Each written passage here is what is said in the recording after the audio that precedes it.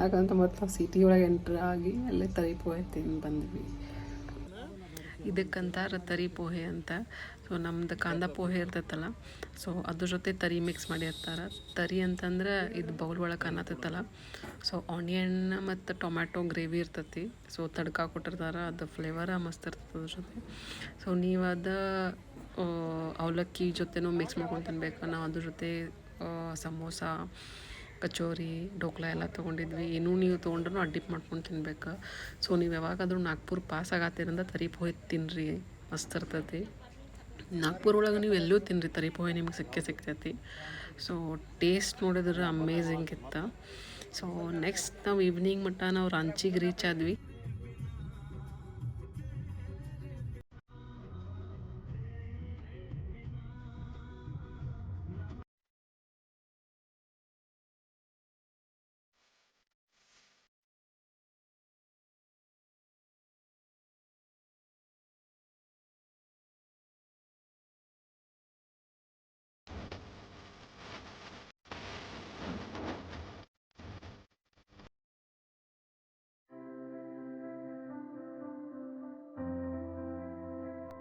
Everyone, day 3 ಇದೆ.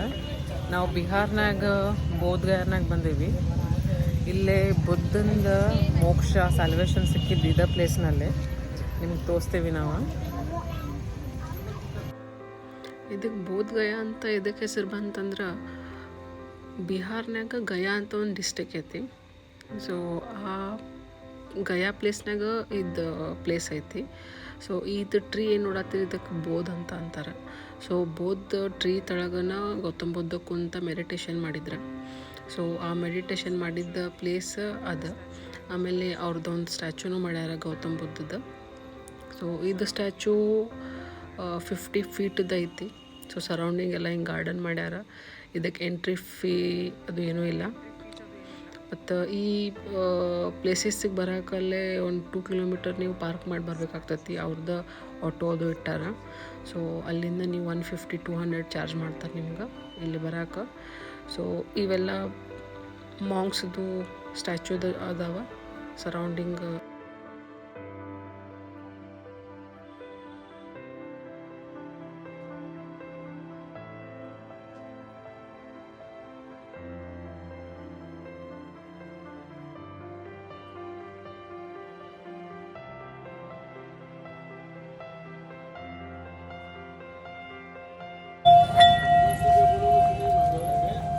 ಇದು meditation singing ಬೋಲ್, ಇದು ಪಂಚುಲು ಇದೆ ಓಂಕಾರ ಸಾಂಗ್.